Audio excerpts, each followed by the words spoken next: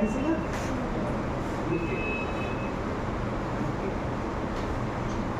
M तो आएगा, M भी तो दिया है।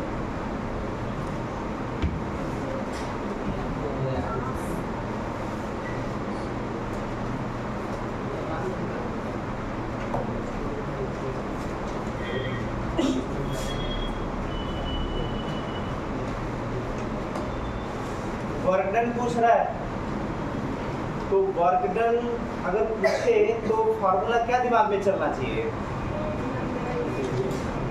बताइए?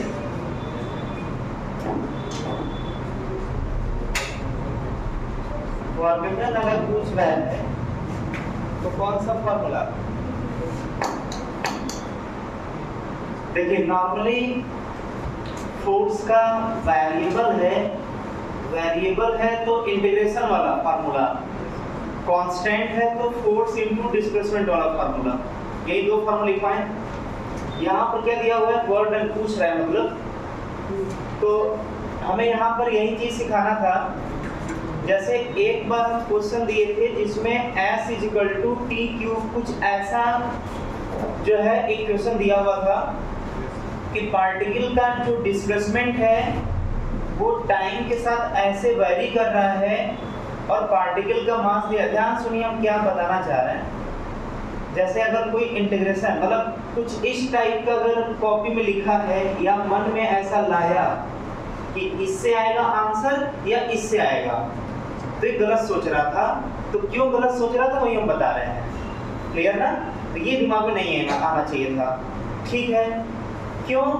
जैसे ये एक बार क्वेश्चन करवाए थे तो वहां पर हम प्रोसेस बताए थे कि अगर हम इंटीग्रेशन का हेल्प लेते हैं, क्योंकि वेरिएबल फोर्स तो आ ही जाएगा, कैसे पता? दो बार डिफरेंशिएट करेंगे तो एक्सेलरेशन आएगा। देखिए पुराना तो आपको हर चीज क्लियर होना चाहिए। जैसे पोजीशन है तो दो बार डिफरेंशिएट करेंगे तो एक्सेलरेशन आएगा, वो एक्सेलरेशन टाइम के ही फंक्शन में आएगा। एक्सेलरेशन टाइम के फंक्शन में आ रहा है, मास से मल्टीप्लाई कर दीजिए। जब मास से मल्टीप्लाई करेंगे तो फोर्स भी टाइम के फंक्शन में आएगा।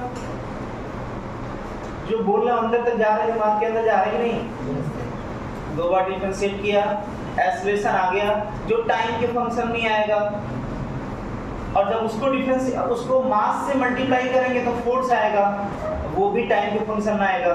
तो फोर्स हो गया वेरिएबल, और जब फोर्स हो गया वेरिएबल तो हमारे दिमाग में ये नहीं आएगा, वेरिएबल केस में ये आएगा। लेकिन ये हम बोले थे फार्मूला नहीं लगाना है।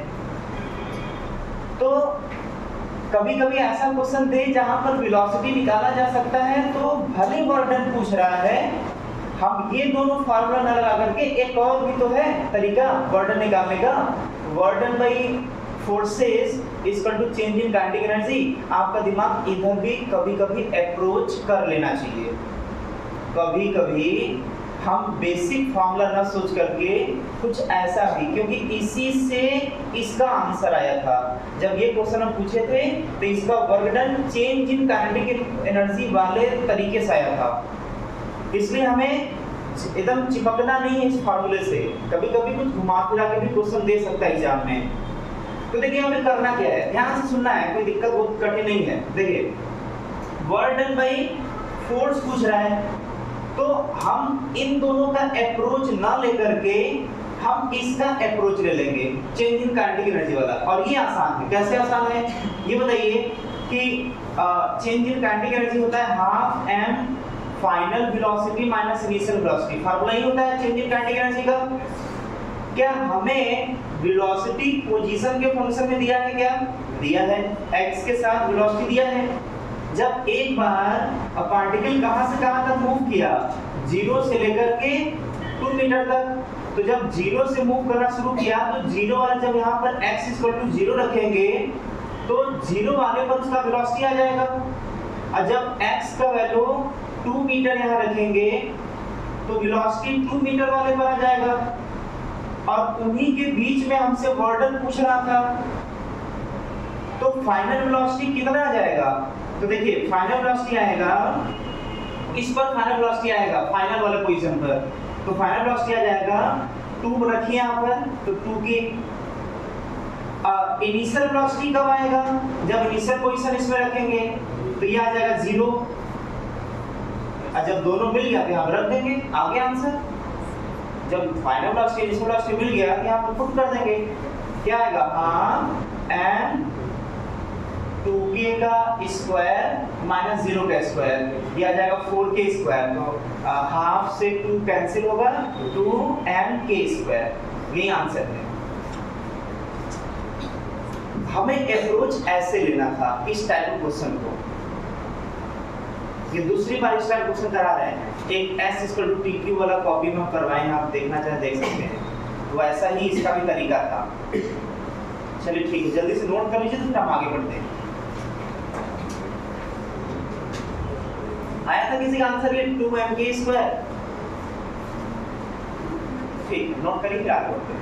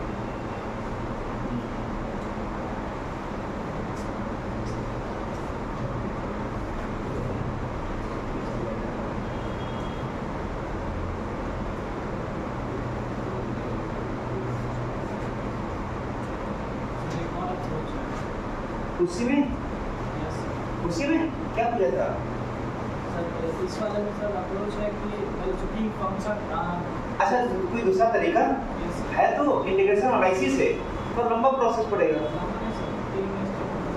ठीक है, उससे इससे तो कठिन ही पड़ेगा। हम ये भी नहीं बोले थे जब हम पहली बार क्वेश्चन कर रहे थे तो वहाँ ही बोले थे कि थोड़ा लंबा प्रोसेस पड़ेगा, आंसर ये भी ला देगा। क्लियर ना? अब ये ऐसा नहीं, वहाँ पर अगर लेक्चर सबको याद तो बोले थे कि ये गलत तरीका नहीं है, लेकिन ये थोड़ा आपका टाइम ज़्यादा लेगा। ये भी ला देगा, थोड़ा टाइम ज़्यादा लेगा, थोड़ा इससे ज़्यादा एक्सीलरेशन भी dv/dx हो जाएगा। हाँ आ जाएगा, ये तो इसके पहले वाला भी आ जाता जब करवाए थे। शॉर्ट अप्रोच यही होगा। तो एक बार इधर भी अप्रोच करना है, मेरा सिखाना मतलब ये था कि चेंज इन काइनेटिक एनर्जी के बारे में भी कभी-कभी दिमाग में आ जाना चाहिए तरीका, कि और दोनों पे ही नहीं चिपकना है। नहीं तो कुछ ऐसे क्वेश्चन दे देंगे जहाँ पे थोड़ा पुलस करके एक दो क्वेश्चन, हम नीट की बात कर रहे हैं, हम ऐसे नॉर्मल क्लास की बात नहीं कर रहे, तो उसमें एक दो क्वेश्चन के बराबर टाइम गवा देंगे, एक दो क्वेश्चन के बराबर का टाइम इसी में गवा देंगे, तो हमें वो भी तो बचाना है ना। तो कौन सा अप्रोच होगा? तो ये बेस्ट अप्रोच था उसका, टाइम बचाने के लिए। देखिए प्रैक्टिकल डायग्राम इसका कैसा है, सुनिए। कोई ऐसा मतलब जैसा हम बना रहे हैं वैसा ही प्रैक्टिकली है। ऐसा कुछ स्मूथ सरफेस होगा ऐसे, और ये जो है ये है जो ग्राउंड से 20 मीटर ऊपर ये भी है, और ये जो है आपका 40 मीटर है। क्लियर? तो यहाँ पर किसी ब्लॉक को हम थोड़ा सा किक करके या जैसे भी यहाँ से हम छोड़ देते हैं, तो जैसे इसको यहाँ से रिलीज करेंगे तो क्या करेगा ये? तो सिंपल सी बात है कि पाथ ऐसा है, यहाँ छोड़ेंगे तो वो स्लिप करते हुए आगे गिर जाएगा। प्रैक्टिकली सोचा जाए तो स्लिप कर गिर जाएगा। तो दो क्वेश्चन यहाँ पर, दो क्वेश्चन पूछ रहे हैं हम। पहला क्वेश्चन ये पूछ रहे हैं कि पार्टिकल का ए पॉइंट, ये पॉइंट ए है, तो find velocity of particle at point A, यहाँ पर वेलोसिटी कितना होगा। दूसरा क्या क्वेश्चन है कि वो यहाँ से जब स्लिप करके आगे गिरेगा तो कितने डिस्टेंस पर गिरेगा। दूसरा पॉइंट ये कितना आगे गिरेगा और यहाँ पर कितना स्पीड रहेगा उसका, दोनों बताइए कितना है। दो क्वेश्चन है, velocity of particle at point A and distance x।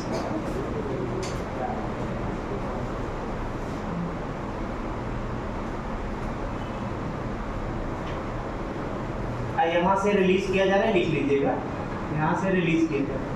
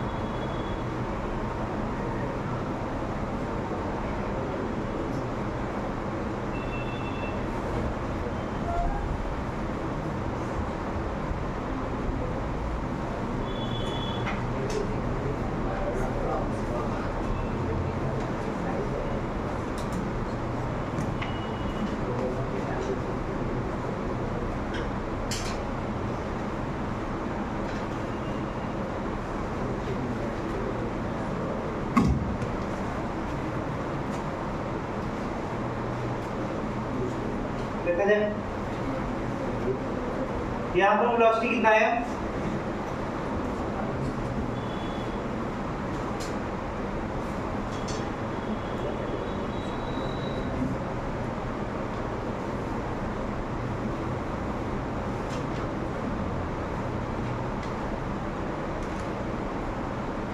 यहाँ पर जो है यहाँ से जो रिलीज किया जा रहा है, तो जहां से रिलीज किया जाएगा वहां पर उसका इनिशियल वेलोसिटी क्या हो जाएगा, 0। तो इनिशियल वेलोसिटी यहाँ पर 0 हो गया। यहाँ पर वेलोसिटी क्या होगा वो फाइंड करना है। तो अभी तक जो हमें थ्योरम पता है जिसका हम यूज कर सकते हैं, दिमाग दौड़ा सकते हैं, बॉर्डर by all the forces is equal to change in kinetic energy. फिलहाल ये अप्लाई करके लाया जा सकता है आंसर। बताइए change in kinetic energy half m final velocity जो निकालना है ए पॉइंट पर माइनस जहां से उसको छोड़ा गया था वो 0 वेलोसिटी था वहां पर।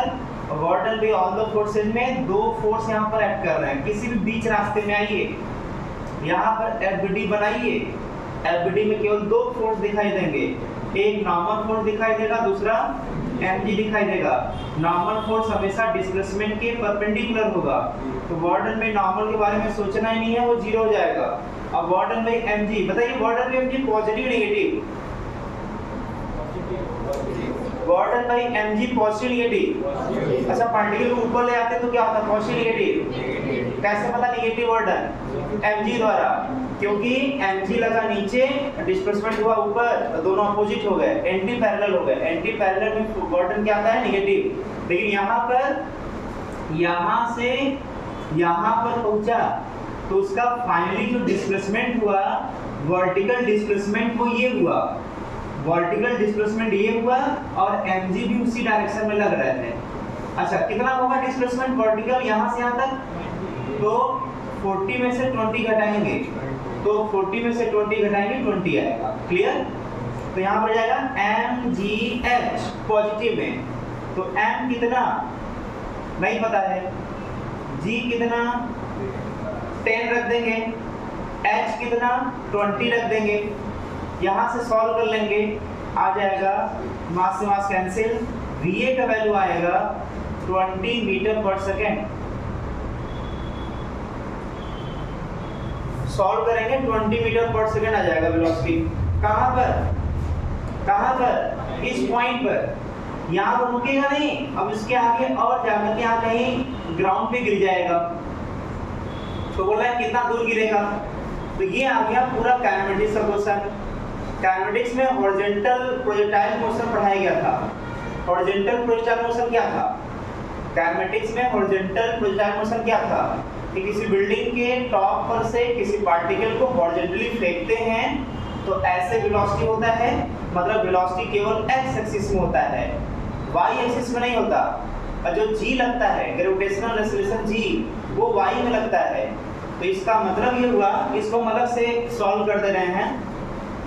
देखिए इस वाले सेगमेंट को हम यहाँ ले लेते हैं, ये है 20 मीटर और ये कहीं ब्लॉक यहाँ से जाकर के यहाँ पे कहीं गिरा होगा और ये x है और यही x निकालना है। तो जो कि स्टार्टिंग में उसका वेलोसिटी किधर था, हॉरिजॉन्टल, कितना 20 मीटर पर सेकेंड। तो y के डायरेक्शन में कितना वेलोसिटी था, 0। जब पूरा का पूरा वेलोसिटी x में है तो y में कुछ बचा ही नहीं, तो इसका मतलब यहाँ पर y में वेलोसिटी क्या होगा, 0। तो बताइए कितने टाइम में वो यहाँ से यहाँ पर आ जाएगा, क्योंकि प्रोजेक्टाइल में बताए थे हम कि जितना टाइम वो यहाँ से यहाँ तक जाने में लेगा उतना ही टाइम वो यहाँ से यहाँ तक आने में लेगा और उतना ही टाइम वो यहाँ से यहाँ तक आने में लेगा। तो यहाँ पर यहाँ से यहाँ तक टाइम आने में कितना लेगा, तो y = u/t + ½ a/t स्क्वायर वाले फार्मूले से y के डायरेक्शन में इनिशियल वेलोसिटी 0 है तो ये 0 हो गया। कितना चलना है, 20, हाफ कितना होगा 10 माइनस नहीं, क्योंकि डिस्प्लेसमेंट भी नीचे है और एक्सेलरेशन भी नीचे, तो माइनस नहीं लिखेंगे यहाँ पर, इनटू टी स्क्वायर। यहाँ से इसको सॉल्व करिए, t का वैल्यू 2 सेकंड आएगा, पूरा भाग है, पूरा भाग है, t = कितना आएगा 2 सेकंड। अब बताइए कि जब जितना टाइम यहाँ से यहाँ तक आने में लगेगा 2 सेकंड, उतना ही टाइम उसको यहाँ से यहाँ तक भी लगेगा।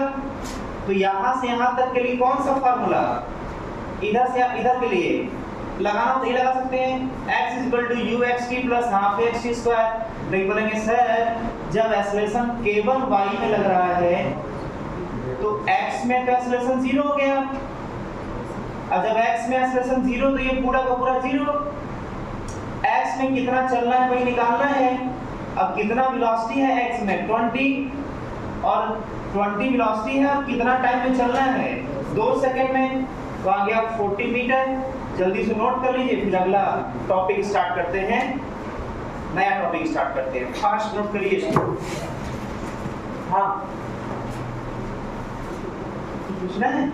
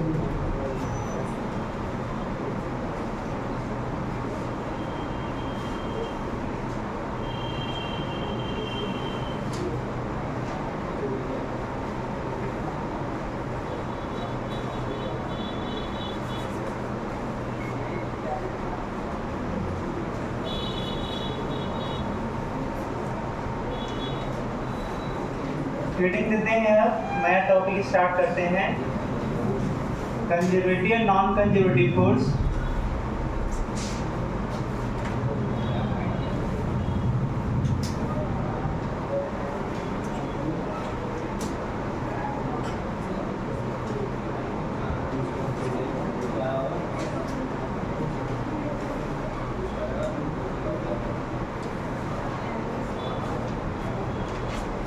फिलहाल अभी हम लोग पढ़ते हैं कंजर्वेटिव फोर्स के बारे में, क्या होता है।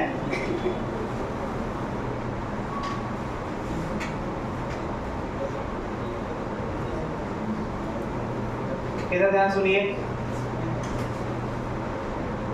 कंजर्वेटिव फोर्स में उन सभी फोर्स को कैटेगराइज करके रखते हैं जिन फोर्स के द्वारा जो वर्क डन हो पार्टिकल के ऊपर वो सिर्फ और सिर्फ उसके फाइनल पोजीशन और इनिशियल पोजीशन पर डिपेंड करे।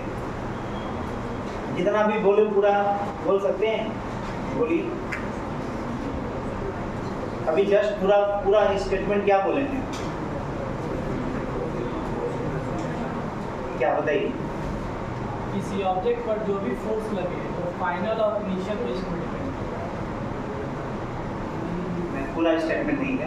अच्छा, पहली बार बोले किसी को पकड़ नहीं है क्या, बोले ना, फिर से बोलते हैं। देखिए, उन सभी फोर्स को कंजर्वेटिव फोर्स वाले में कैटेगराइज करके रख देते हैं कि ये फोर्स कंजर्वेटिव फोर्स है जिनके द्वारा किया गया वर्क डन सिर्फ और सिर्फ फाइनल पोजीशन और इनिशियल पोजीशन पर डिपेंड करेगा। भाई बोल ही नहीं सकते हैं, समझाने में क्या होता है, बोलना ही होता है, पकड़ना होता है दिमाग से। चलिए बताइए, आप बताइए, बड़ा परेशान लग रहे हैं, सोच रहे हैं, बोलने की कोशिश कर रहे हैं, बोलिए बोलिए बोलिए।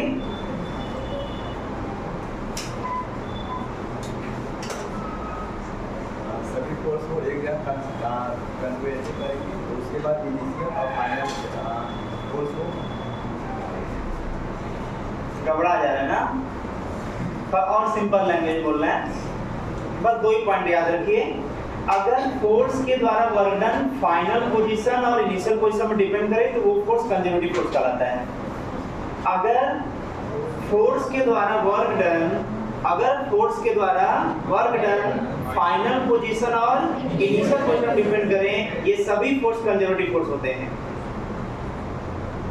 अगर फोर्स के द्वारा वर्क डन फाइनल पोजीशन और इनिशियल पोजीशन पर डिपेंड ना करे, जहां न लगा दिया वहां पे नॉन कंजर्वेटिव फोर्स हो जाएगा। क्लियर? तो बस यही डेफिनेशन है, तो लिख लीजिए इसको। क्या लिखेंगे? Conservative force. कोई पूछ लिया क्या होता है, क्या बोलेंगे?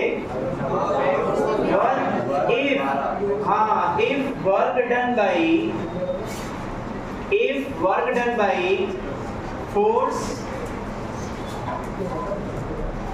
लिखिए इसको definition. If work done by force depends on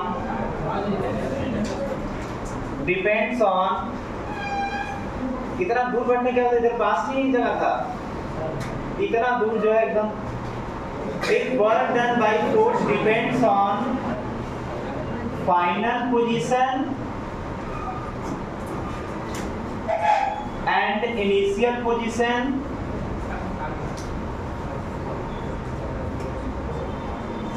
then that type of force is called conservative force,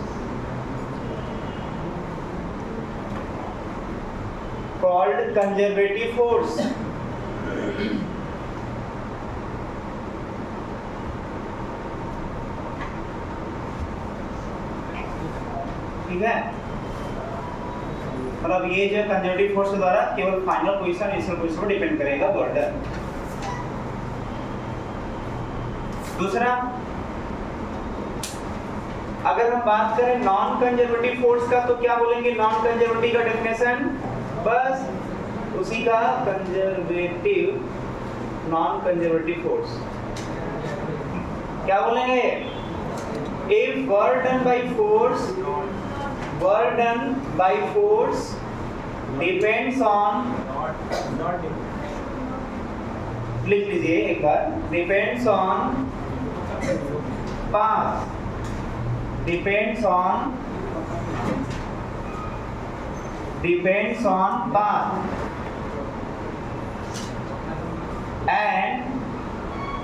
and does not depend on, and यहाँ पर and के बाद लिख दीजिए does not depend on final position and initial position.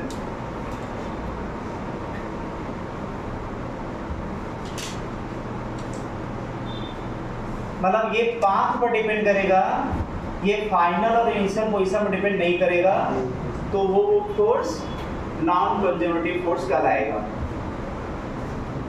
ये आ गया non conservative force का definition.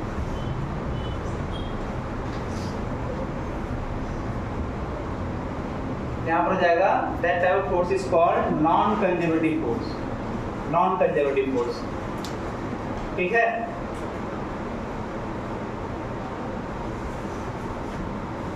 कुछ एग्जांपल लेकर के समझते हम लोग हैं तो ज्यादा समझ में आएगा। ये लिख लिया ना, work done by force depends on path and does not depend on final position and initial position, then that type of force is called the non conservative force. दो एग्जांपल लेते हैं समझने के लिए, एक एग्जांपल लेते हैं कंजर्वेटिव फोर्स का, दूसरा एग्जांपल लेते हैं नॉन कंजर्वेटिव फोर्स का। देखिए, कंजर्वेटिव फोर्स समझ लेते हैं। इसमें कोई ऐसा एग्जांपल दिख रहा है अभी तक जितना भी हम लोग पढ़े हैं work energy theorem, work energy power chapter, कोई ऐसा फोर्स दिख रहा है जो केवल पोजीशन पर डिपेंड करता है, पाथ पर डिपेंड नहीं करता? एक जो है जीता जागता एग्जांपल कौन सा है? mg, मतलब ग्रेविटेशनल फोर्स। कैसे? देखिए, इधर समझना है ध्यान से।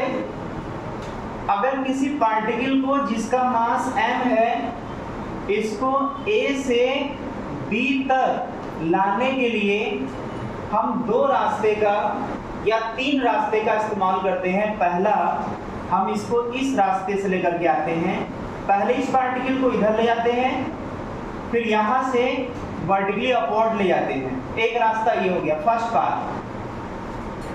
अब इसको यहाँ से आता है, मतलब ये हो गया उसका इनिशियल पोजीशन हो गया, और ये हो गया उसका फाइनल पोजीशन। तो दूसरा रास्ता यहाँ पर लेते हैं, ये यहाँ से यहाँ गया, फिर यहाँ से यहाँ पर गया, ये सेकेंड पाथ हो गया।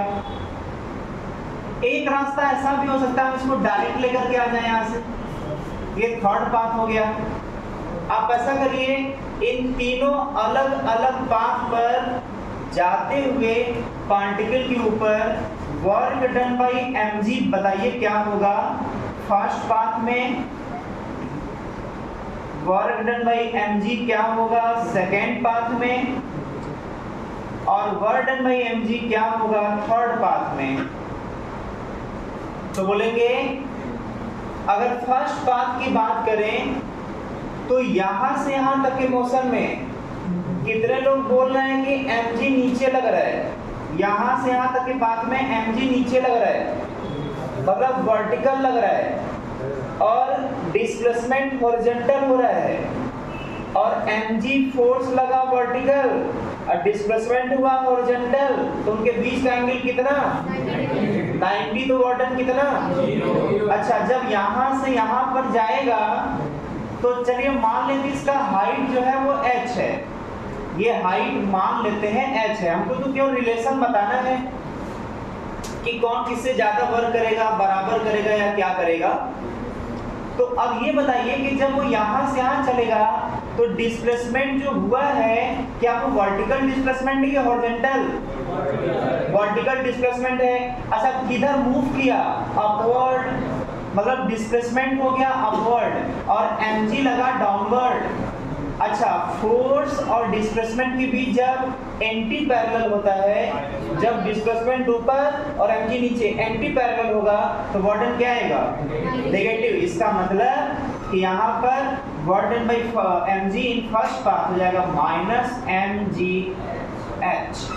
पहला मिल गया। चलिए दूसरा सोचते हैं, यहाँ से यहाँ फिर यहाँ से यहाँ पर गया, इस रास्ते में वर्क डन कितना होगा? तो बोलेंगे यहाँ से यहाँ तक जाने में वर्टिकल डिस्प्लेसमेंट ऊपर और mg नीचे, मतलब डिस्प्लेसमेंट और mg एंटी पैरेलल, तो वर्क डन हो जाएगा minus mg vertical displacement h, क्योंकि ये h है तो ये भी h होगा। अच्छा, यहाँ से यहाँ तक चलेंगे तो mg नीचे मतलब वर्टिकल और डिस्प्लेसमेंट हॉरिजॉन्टल, वर्क डन 0, मतलब मिला जुला करके यहीं आएगा। क्लियर? और जब डायरेक्ट यहाँ से यहाँ तक जाएंगे तो हम इसको क्वेश्चन करवा चुके हैं, बताए थे कि यहाँ पर अगर कांस्टेंट फोर्स, जो mg कांस्टेंट फोर्स लग रहा है, तो अगर कोई कांस्टेंट फोर्स लगे तो हम केवल इनिशियल और फाइनल के बीच का फोर्स के डायरेक्शन वाला डिस्प्लेसमेंट देखते हैं। तो यहाँ से यहाँ के बीच का फोर्स के डायरेक्शन में जो डिस्प्लेसमेंट होगा वो कौन सा होगा? तो हॉरिजॉन्टल लाइन यहाँ खींचिए, हॉरिजॉन्टल लाइन यहाँ खींचिए, तो दोनों हॉरिजॉन्टल और हॉरिजॉन्टल के बीच का डिस्टेंस कितना है? h। तो वो भी आ गया, क्योंकि अपवर्ड मोशन किया है तो माइनस mgh। मतलब तीनों केस में क्या पाथ पर डिपेंड किया क्या बर्डन? यहाँ तक हम बोले चौथा पाथ कुछ रैंडम होता, रैंडम यहाँ से यहाँ तक जाता, तब भी बर्डन माइनस mgh आता। इसका मतलब ये जो ग्रेविटेशनल फोर्स है इसको कौन से वाले कैटेगरी में रखना चाहिए? कंजर्वेटिव वाले में रखना चाहिए, नॉन कंजर्वेटिव? तो बोलेंगे सर डेफिनेशन कंजर्वेटिव होता है कि वो केवल इनिशियल और फाइनल पर डिपेंड करना चाहिए, तो ये भी तो इनिशियल और फाइनल पर डिपेंड कर रहा है। इसका मतलब वर्क डन बाई mg ये कंजर्वेटिव फोर्स वाला कैटेगरी में आ जाएगा। क्लियर? मतलब mg क्या आ जाएगा? Conservative force. ठीक है, इसका मतलब ग्रेविटेशनल फोर्स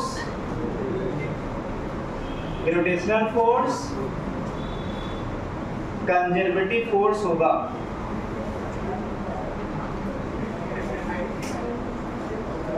इसका मतलब ग्रेविटेशनल फोर्स कंजर्वेटिव फोर्स कहलाएगा।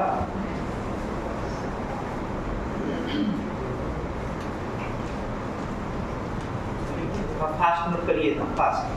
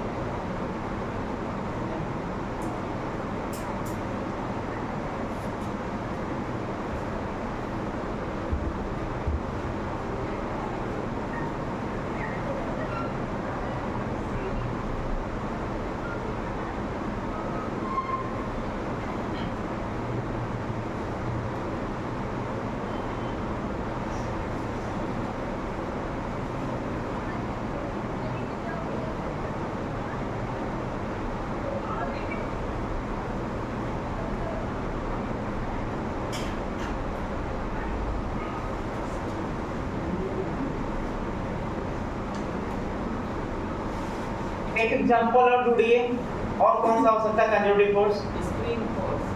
Spring force. चेक कर लिया जाए एक बार स्प्रिंग फोर्स को। वो अलग अलग पाथ पे जा जाकर चेक करेंगे कि वर्डन सेम आ रहा है डिफरेंट आ रहा है। देखिए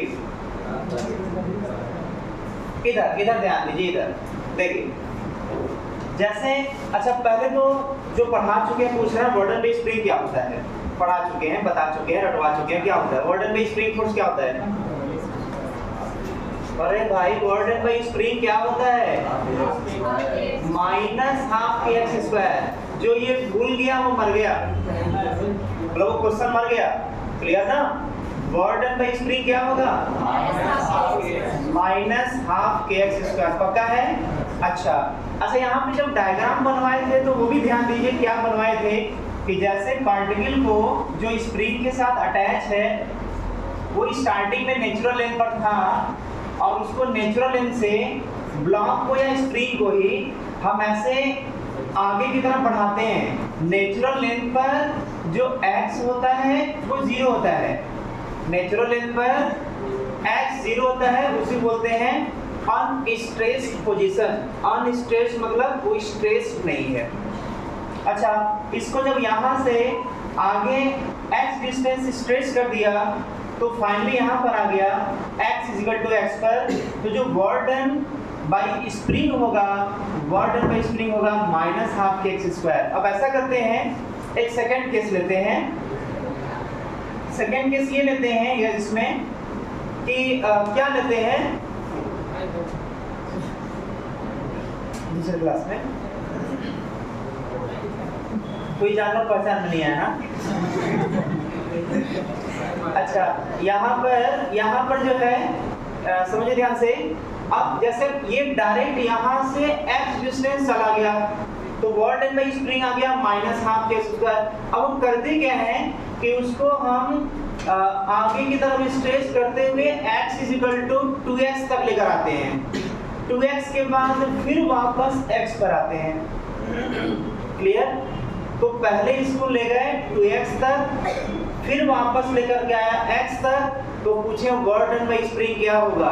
तो ये नहीं बोलेंगे कि वर्क डन बाई स्प्रिंग पहले यहाँ से यहाँ तक वर्क किया होगा, फिर यहाँ से यहाँ तक आने में वर्क किया होगा। जो टोटल वर्क किया होगा वो हम काउंट करेंगे, क्योंकि उसको काउंट करेंगे तो यही आंसर आ जाएगा। मतलब वो जो है पहले स्प्रिंग क्या किया, पहले 2x तक गया, x = 2x तक गया। ये इक्वेशन वाइज गलत हो जाएगा, इसको x0 कर देते हैं। तो x = 2x0 तक गया, फिर यहाँ से वापस आया ब्लॉक यहाँ पर, x = x0 पर वापस आया। तो अभी भी वो नेचुरल लेंथ से फाइनली इनिशियल पोजीशन ये है और फाइनल पोजीशन ये है। ये अलग बात है कि रास्ता ऐसे तय किया है, कैसे? पहले गया होगा, फिर वहां से वापस आया होगा, लेकिन जब फाइनली यहाँ पहुंच गया तो यहाँ पे जो फार्मूले में जो x0 होता है वो केवल और केवल नेचुरल लेंथ से फाइनली कहाँ पर है, केवल उस डिस्टेंस को यहाँ पर रखते हैं। बाप रे बाप, क्या बोल ले गए सब।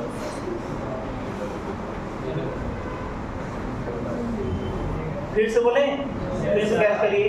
देखिए, जैसे पहला केस क्या था कि हम नॉर्मली स्प्रिंग को यहाँ से यहाँ तक स्ट्रेच किया तो पूछा वर्क डन बाई स्प्रिंग क्या होगा, तो वो होता है माइनस हाफ के एक्स स्क्वायर, के एक्स नॉट स्क्वायर। यहाँ पर x0 क्या है?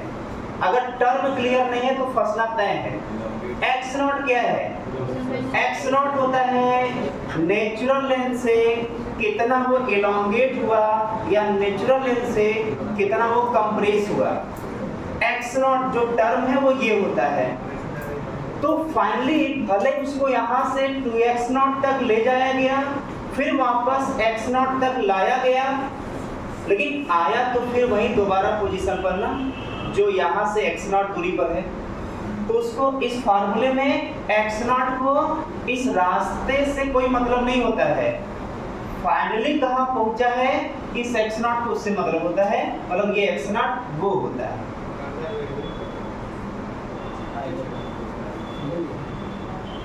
तो क्या हुआ? आ गया कि नहीं आया? मैथमेटिकली प्रूव करें, इसको सॉल्व करिए, बताइए कितना आ रहा है। यहाँ से यहाँ तक जाने में वर्क डन W1, सुनते इधर, यहाँ से यहाँ तक जाने में वर्क डन W1 और यहाँ से यहाँ तक आने में वर्क डन W2। चलिए W1 बताइए। W1 कितना होगा हाफ के 2x नॉट स्क्वायर, मतलब 4 टाइम हाफ के x नॉट स्क्वायर, यही होगा। चलिए बताइए यहां से यहां तक कितना वर्क डन होगा, तो बोलेंगे टोटल वर्क डन में से अगर ये वर्क डन घटा दें तो ये वर्क डन आ जाएगा। क्वेश्चन कर भी चुके हैं पहले का, इस वर्क डन में से ये वर्क डन घटा दें तो ये वर्क डन आ जाएगा। और कितने बोलेंगे सर ये तो वर्क डन यही तो है, माइनस होगा, ये वर्क डन यही तो है। अब बताइए कि अगर इसमें से इसको घटाएंगे तो ये कितना आ जाएगा, तो -3 टाइम्स हाफ के x नॉट स्क्वायर। ये कौन सेकंड वाला, ये W2। अब घुमा फिरा कर वहीं तो होगा, फिर घटाइए इसको इसमें से, आप हो गया फिर नहीं। हम यहाँ से ये बताना चाह रहे हैं कि ये भी पाथ पर डिपेंड, स्प्रिंग फोर्स भी पाथ पर डिपेंड, इसलिए ये कंजर्वेटिव फोर्स की कैटेगरी में आएगा। और हम लोग 11-12 के सिलेबस में यही दो फोर्स हैं जो पढ़ना है 11th में, स्प्रिंग और रोटेशन, जो कंजर्वेटिव फोर्स है, इसलिए दोनों एग्जाम्पल हम लिए हैं। नोट कर लीजिए यहाँ पर, तो नेट बर्डन आ जाएगा, नेट बर्डन आ जाएगा, इसमें से इसको घटा देंगे तो आ जाएगा -4 हाफ के x नॉट स्क्वायर -3 हाफ के x नॉट स्क्वायर -हाफ के x नॉट स्क्वायर, वही आ गया दोबारा।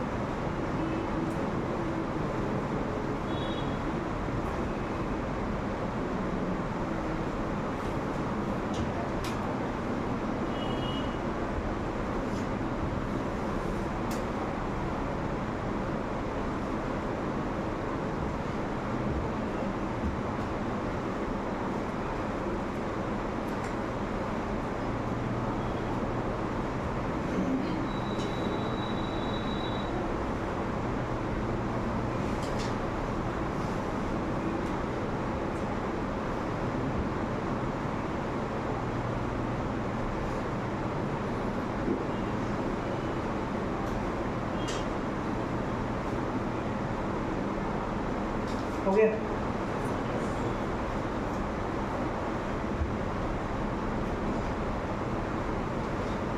अब इसके बाद क्या लिखना है, इसका मतलब वर्क डन बाय स्प्रिंग केवल पोजीशन पर डिपेंड कर रहा है, पाथ पर नहीं कर रहा है।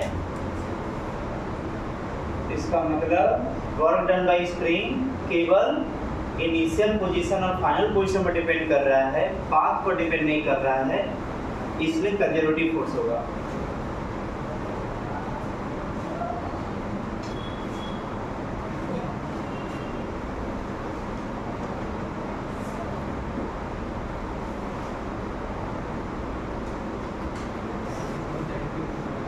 हो गया, ये स्टेटमेंट लिखेंगे नहीं कि गॉर्डन बाई स्प्रिंग, इसका मतलब जो एग्जांपल लिए थे, इस एग्जांपल से हम लोग ये सीखे कि गॉर्डन बाई स्प्रिंग केवल फाइनल पोजीशन और इनिशियल पोजीशन पर डिपेंड करता है।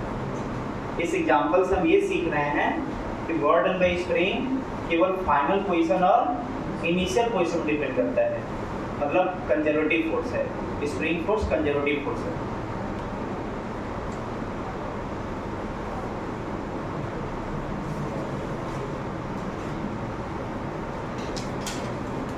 चलिए इसमें जो है, जैसे इधर सुनिए एग्जांपल लेते हैं इसी का।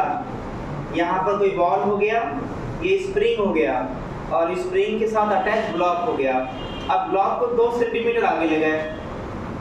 दूसरी बार में ब्लॉक को 2 सेंटीमीटर आगे ले जाकर के पहले 10 सेंटीमीटर आगे ले गए, फिर 8 सेंटीमीटर, फिर इधर 5 सेंटीमीटर करते हुए कई बार इधर मूव कराते हुए फाइनली इसको 2 सेंटीमीटर आगे ही ले गए।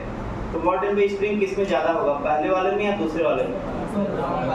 इसका मतलब कि कई बार चाहे इधर उधर मूवमेंट कर दें, फाइनली अगर 2 सेंटीमीटर पर है नेचुरल लेंथ से तो गॉर्डन बाई स्प्रिंग सेम आएगा। क्लियर है ना? चलिए हम नॉन कंजर्वेटिव फोर्स का एग्जांपल लेते हैं। जैसे मान लेते हैं ये हॉरिजॉन्टल फोर्स है, हॉरिजॉन्टल प्लेन है, horizontal plane. Clear? Horizontal plane का मतलब कैसा डायग्राम बना? हॉरिजॉन्टल प्लेन अगर ये है तो कैसा डायग्राम बना?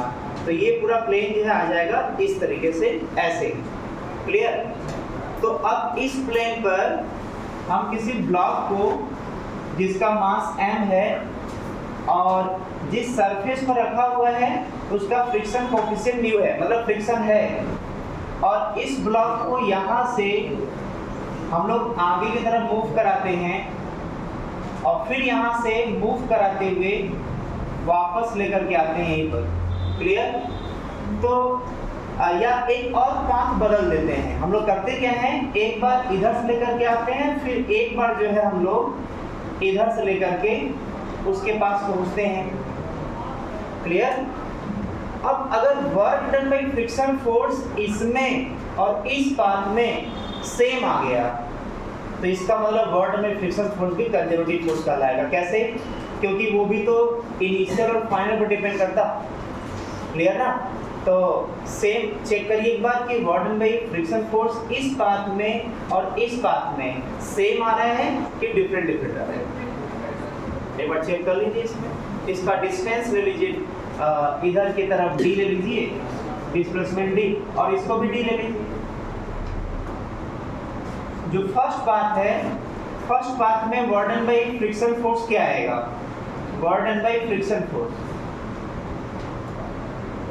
फर्स्ट पाथ में क्या रिजल्ट लिखवाए थे? एक बार डायरेक्ट रिजल्ट लिखवाए थे माइनस म्यू mgl। तो यहाँ पर अगर लिखा जाए तो माइनस म्यू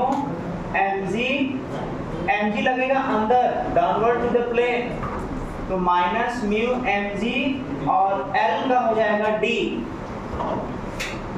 सेकेंड पाथ पर देखिए, work done by friction in second path, तो सेकेंड पाथ वाले में 3 बार उसको चलाया गया है, एक बार इधर, फिर इधर, फिर इधर। तो इसका मतलब केवल इस वाले पाथ में देखा जाए, अगर ये बात कर लें A B C D, तो अगर AB वाले में बात करें तो work done by friction in AB plus work done by friction in BC, और दूसरा तीसरा आएगा work done by friction in C to D। और सभी अगर अलग अलग निकालना चाहें तो यहाँ पर आ जाएगा, इसका भी वहीं आएगा क्योंकि डिस्टेंस सेम है, इसका भी वहीं आएगा और इसका भी वहीं आएगा। जब D D D तीनों का सेम है तो रिजल्ट क्या आ जाएगा? माइनस म्यू mgd, इसका भी माइनस म्यू mgd और इसका भी माइनस म्यू mgd, मतलब ये आ जाएगा माइनस 3 म्यू mgd। क्या जो फर्स्ट पाथ में वर्क किया क्या वही सेकंड पाथ में भी कर रहा है क्या? इनिशियल टू फाइनल जाने में नहीं, यहाँ पर ये अलग और यहाँ पर ये अलग, दोनों अलग अलग वर्डन है। इसका मतलब पाथ पर डिपेंड कर रहा है। वर्क डन, पाथ बदल गया तो वर्डन बदल गया, इसलिए किस में आ जाएगा? नॉन कंजर्वेटिव फोर्स में। तो यहाँ पर पहले नोट कर लीजिए, फिर लास्ट में लिखवा देते हैं कि इसका क्या मतलब निकल कर आएगा। पहले नोट करिए इसको।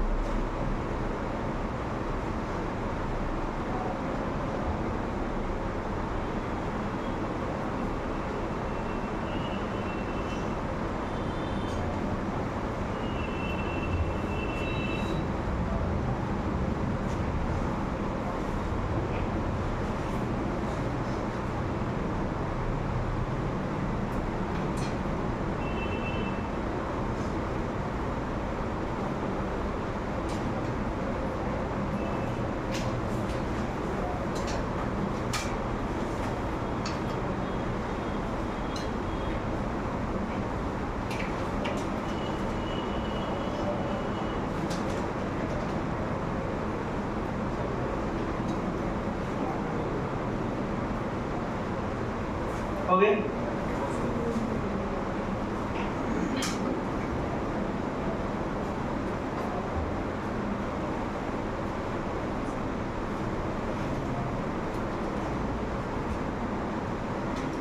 इसमें लिख सकते हैं कि वर्ड में फ्रिक्शन इनिशियल और फाइनल पोजीशन पर डिपेंड ना हो करके उसके पाथ पर डिपेंड कर रहा है, क्योंकि अलग अलग पाथ पर अलग अलग वर्डन आ रहा है। वर्डन बाय फ्रिक्शन इनिशियल और फाइनल पोजीशन पर डिपेंड ना होकर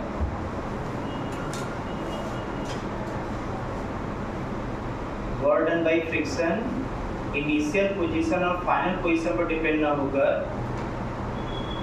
पाथ पर डिपेंड कर रहा है। अलग अलग पाथ से अलग अलग वर्डन आ रहा है, जैसा इसमें आंसर में दिख रहा है, अलग अलग पाथ से अलग अलग वर्डन आ रहा है।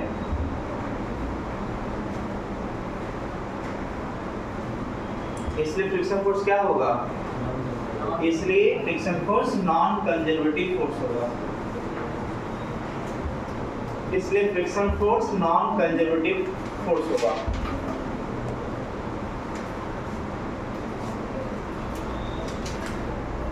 और केवल फ्रिक्शन फोर्स ही नहीं, ये तो एग्जाम्पल के लिए फ्रिक्शन फोर्स लिया गया था, एग्जाम्पल समझने के लिए लिया गया था। ऐसे जितने भी फोर्स होंगे जो पाथ पर डिपेंड करेंगे वो सभी नॉन कंजर्वेटिव फोर्स होंगे। कॉमन फोर्स भी ऐसे आ जाएगा ना, वो भी पाथ पर डिपेंडेंट होगा। केवल हम लोग के सिलेबस में अगर प्रैक्टिकल जो फोर्स होते हैं जैसे air resistance force, friction force, normal force, tension force, spring force, जो भी नाम ले रहे हैं सब कुछ कभी ना कभी क्वेश्चन में आ चुका है। क्लियर ना? इन सभी फोर्स में से केवल स्प्रिंग और एमजी, केवल यही दो ऐसे एग्जाम्पल हैं जो कंजर्वेटिव फोर्स में आएंगे, बाकी सभी नॉन कंजर्वेटिव फोर्स में आएंगे। ठीक है? अच्छा, एक पॉइंट और लिख लेते हैं कंजर्वेटिव फोर्स। ऐसा करते हैं हम लोग दोनों में डिफरेंस लिख लेते हैं। आप लोग लिखिए इधर कॉपी में, एक साइड कंजर्वेटिव फोर्स और दूसरे side non conservative force.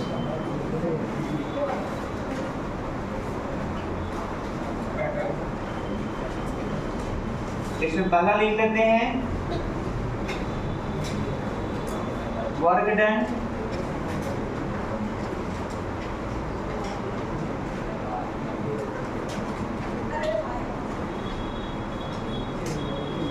does not depend on path। इसमें लिखेंगे depends on path।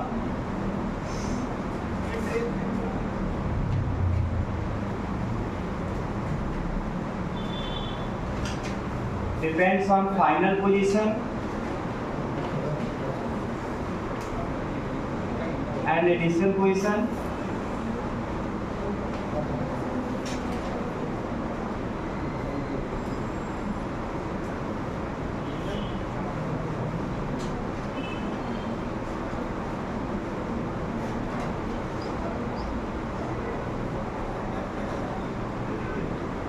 इसमें होगा does not depends on final position and initial position।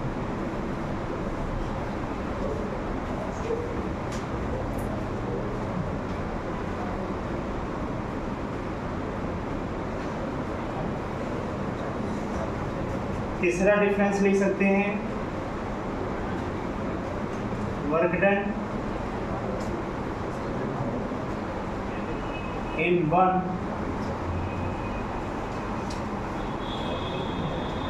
closed loop will be 0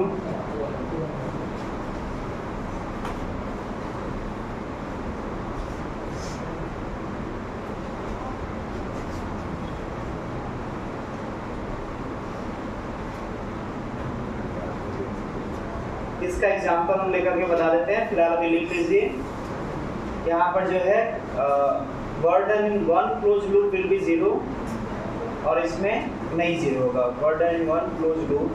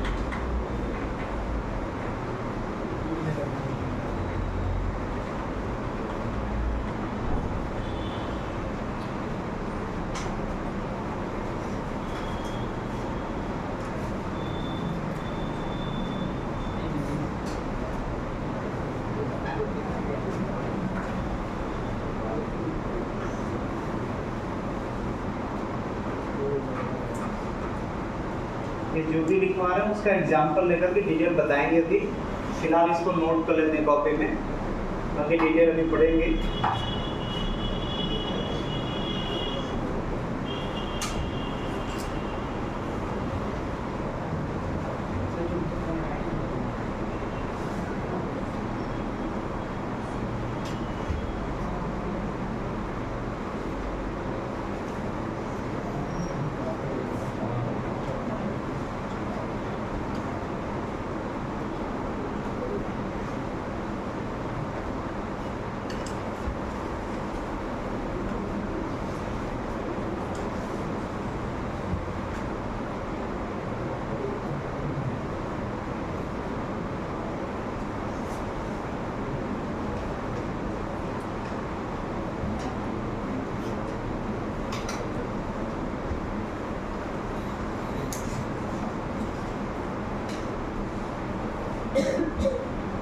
ये 5 जो है बेसिक डिफरेंस दोनों फोर्स में है, जो बेसिक डिफरेंस दिया जा सकता है, जिसमें से पहला और दूसरा एक्सप्लेन कर चुके हैं, तीसरा चौथा पांचवा भी बताते हैं।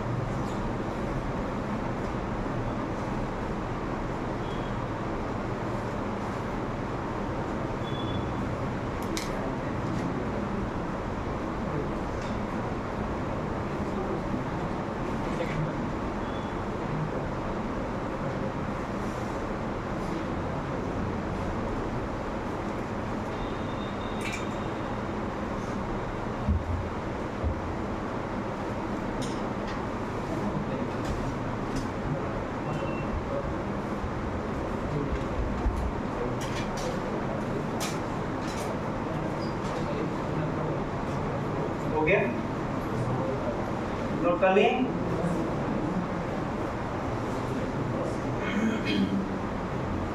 हम लोग इसमें अभी जो एग्जाम्पल लेते हैं तीसरे वाले का, तो एग्जाम्पल ऑफ थर्ड स्टेटमेंट।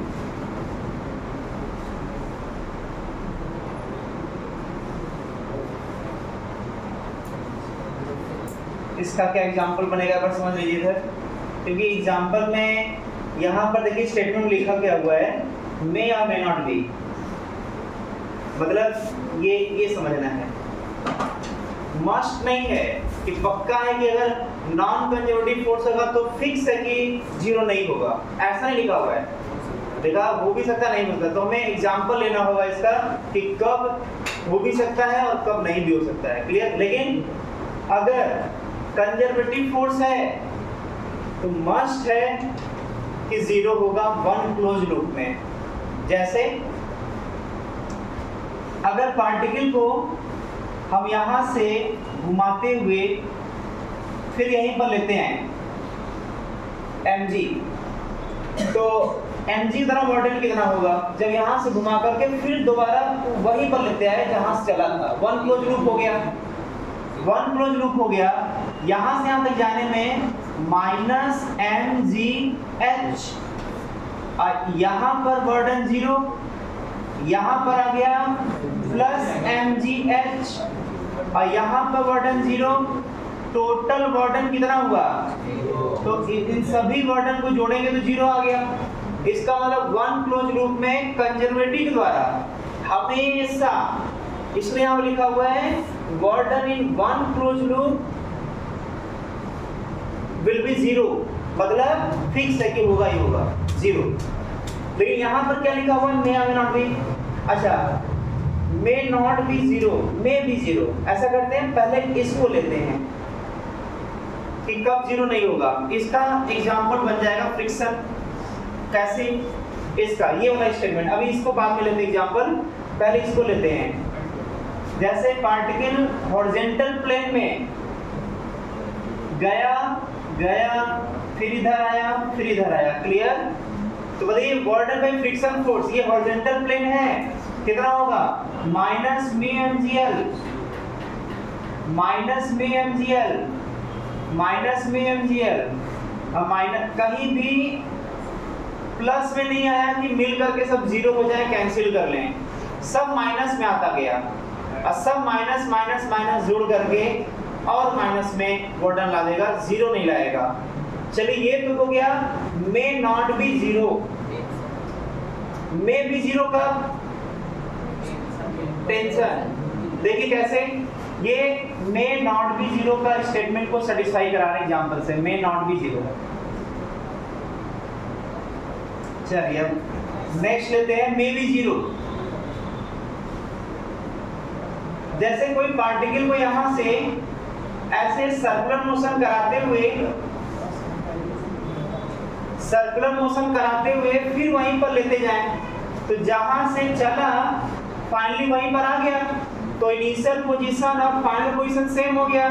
लेकिन वर्क डन बाय टेंशन, चाहे कहीं पर भी ले लें, वर्क डन बाय टेंशन हर जगह क्या होगा? जीरो होगा। तो वर्क डन बाय टेंशन यहाँ पर जीरो हो गया इन वन क्लोज लूप। लेकिन तब भी ये क्या होगा? Non conservative force. क्लियर ना? क्यों होगा? क्योंकि यहाँ पर हर एक इंस्टेंट पर वो जीरो देता जा रहा है। ऐसा नहीं है कि यहाँ से यहाँ तक लेते हैं इधर तो वो जीरो नहीं देगा, तब भी जीरो देगा। यहाँ से यहाँ तक भी आएंगे तो 90 डिग्री तो हर जगह बनना है ना, dr और d के बीच का, उस वजह से वो जीरो हो रहा है। इसलिए क्या बोलेंगे कि नॉन कंजर्वेटिव फोर्स होगा। ठीक है ना? तो ये मे बी जीरो का एग्जांपल है। किसका? May be zero. जो तीसरे वाले भी स्टेटमेंट लिखे थे मे या मे नॉट बी जीरो, तो ये मे बी जीरो का है। मे नॉट बी जीरो का ये एग्जांपल है और मे बी जीरो का एग्जांपल है। ये तीसरे वाले का था। अभी चौथा पांचवा और पॉइंट बता देते हैं क्या क्या लिखे हैं।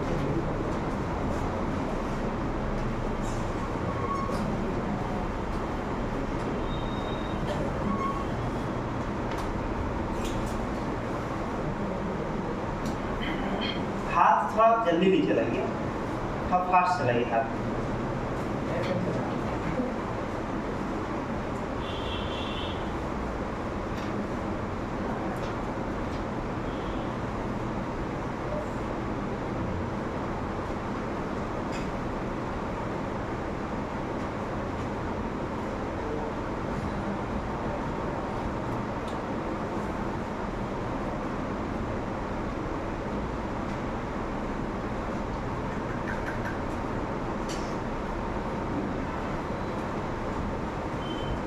हो गया?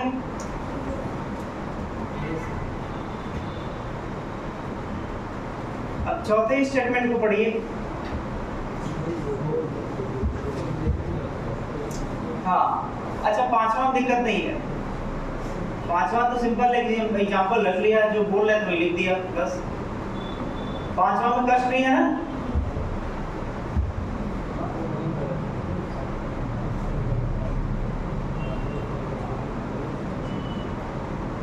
अब चौथा तो बताना क्या है, वही हेडिंग है, उसी के बारे में डिटेल पढ़ना है। क्लियर ना?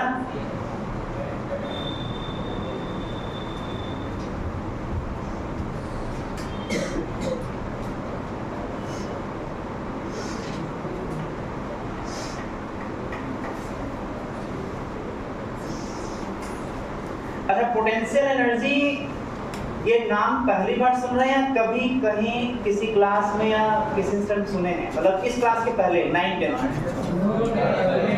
पोटेंशियल एनर्जी सुना गया था ना? एनसीईआरटी 9th में रहा होगा, क्लियर ना? 9th के एनसीईआरटी में जब वर्क वाला पोर्शन पढ़े होंगे तो वहां पर ये टर्म आया होगा, मैकेनिकल एनर्जी आया होगा, काइनेटिक एनर्जी आया होगा और पोटेंशियल एनर्जी आया होगा। तो इसको ध्यान रखना है, दिमाग में बैठा लेना है। पोटेंशियल एनर्जी सिर्फ और सिर्फ किससे कनेक्टेड होता है? कंजर्वेटिव फोर्स से। मतलब कंजर्वेटिव फोर्स रहेगा तभी पोटेंशियल एनर्जी डिफाइन होगा। अगर कंजर्वेटिव फोर्स नहीं रहेगा तो कभी भी पोटेंशियल एनर्जी डिफाइन नहीं होगा। इसका मतलब पोटेंशियल एनर्जी का रिलेशन किससे है? पोटेंशियल एनर्जी रिलेशन किससे है? केवल और केवल कंजर्वेटिव फोर्स से। क्लियर ना? क्या रिलेशन है उसी के बारे में डिटेल में पढ़ना है। क्या लिखा है यहाँ पर? This force associated with potential energy, मतलब पोटेंशियल एनर्जी से कंजर्वेटिव फोर्स एसोसिएटेड है। इसका मतलब एक नया नाम आया, क्या? Potential energy. क्लियर? तो हेडिंग देते हैं पोटेंशियल एनर्जी क्या होता है।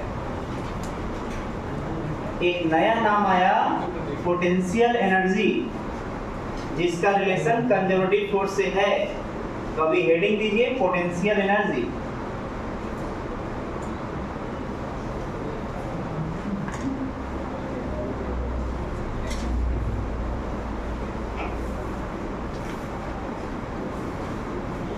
पहले इसका डेफिनेशन लिख लेते हैं, फिर डिटेल इसके बारे में समझते हैं। क्लियर ना?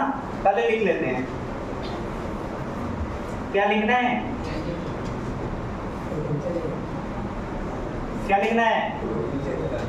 Potential energy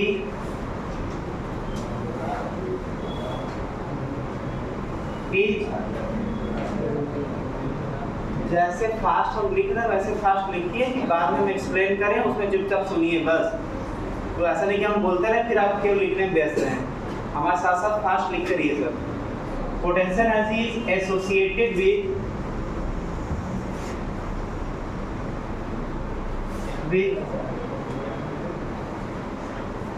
configuration of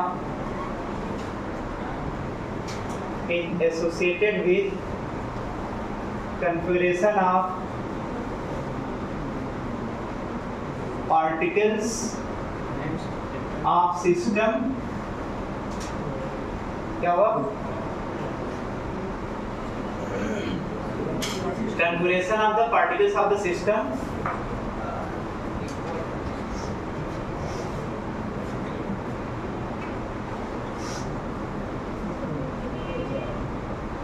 provided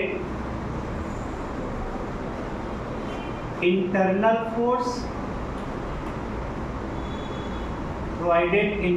force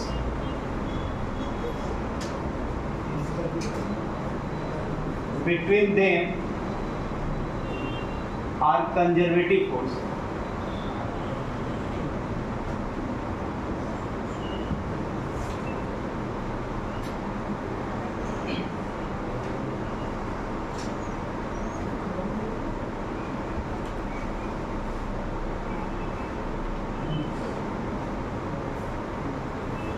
Each configuration of the particles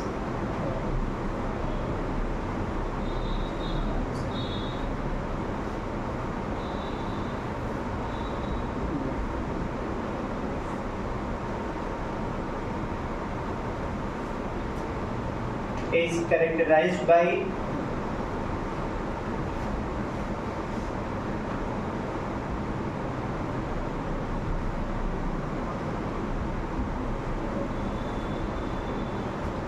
a unique potential energy and unique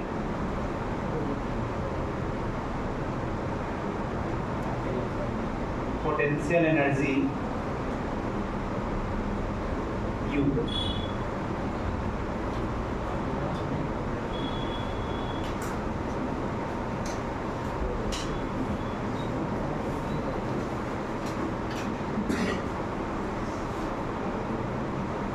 फिर उसका आगे work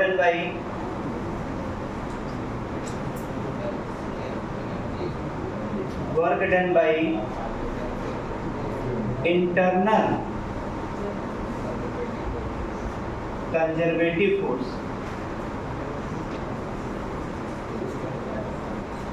Work done by internal conservative force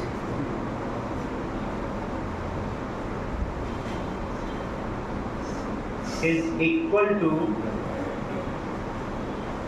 decrease in potential energy.